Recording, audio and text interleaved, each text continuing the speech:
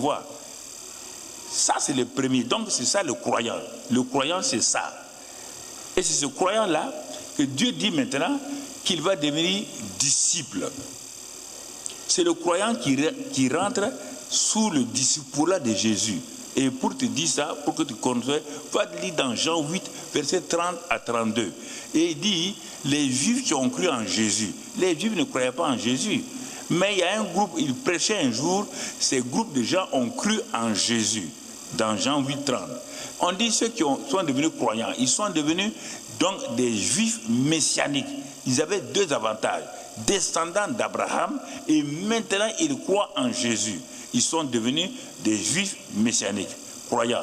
Mais Jésus sait qu'ils vont s'arrêter là. Jésus dit maintenant, il dit mes amis, c'est formidable, vous êtes devenus des croyants et vous êtes des descendants d'Abraham.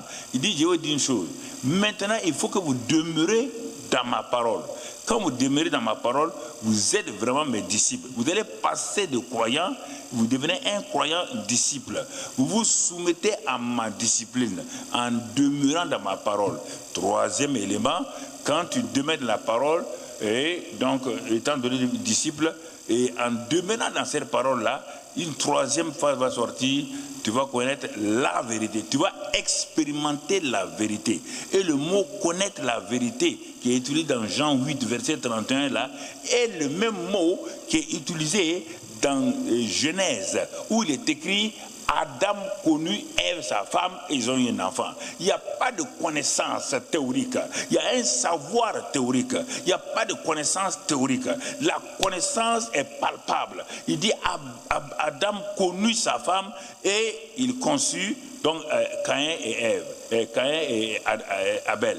Alors, la connaissance dont Jésus parle, écoute-moi mon frère, la connaissance, le croyant a cru, c'est son esprit qui est régénéré, il est devenu disciple de Christ, il est en train de travailler, Romains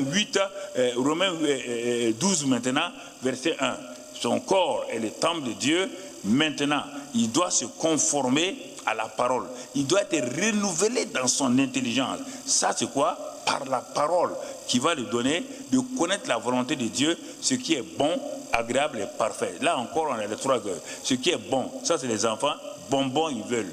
Ce qui est agréable, ils vont voir leurs parents, ils donnent. Mais ce qui est parfait, c'est pour chose. La vie chrétienne va comme ça. Ce n'est pas une affaire de membres d'église. Ce n'est pas une affaire d'association.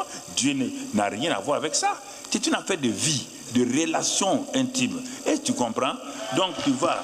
Et c'est important.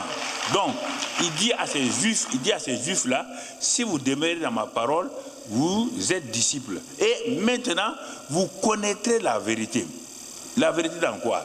La plupart des chrétiens, nous allons vite vers la prière. Non, Jésus dit non, c'est pas comme ça.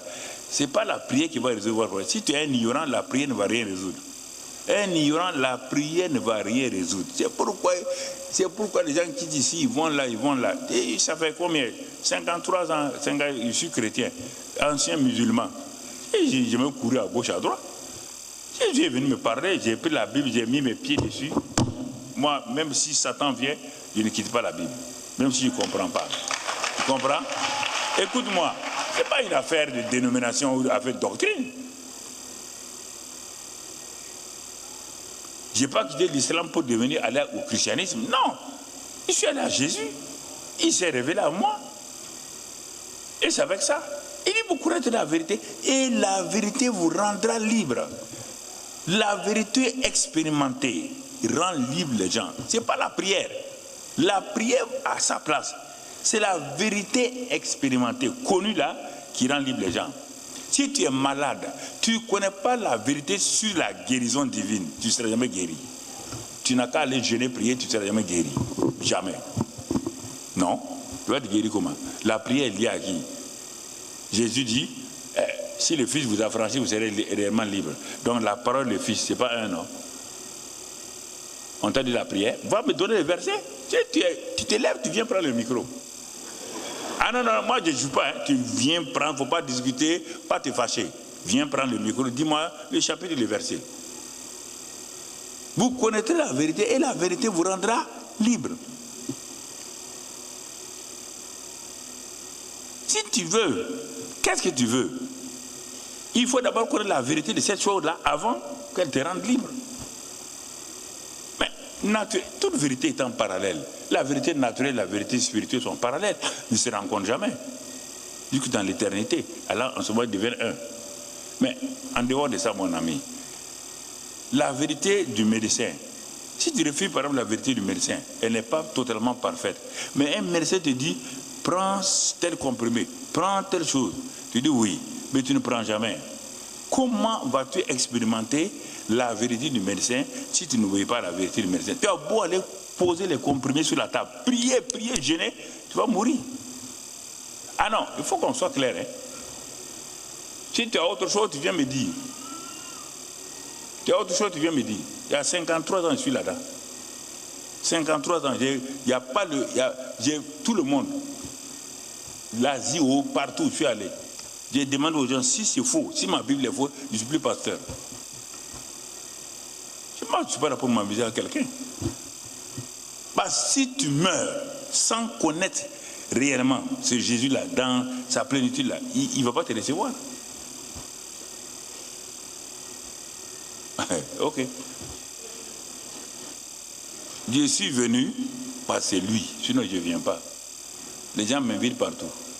Je ne pars pas. Les gens ne veulent plus la vérité. Ils veulent simplement que je vienne avec mon nom là. Ils vont gagner des gens pour un peu escroquer. Non.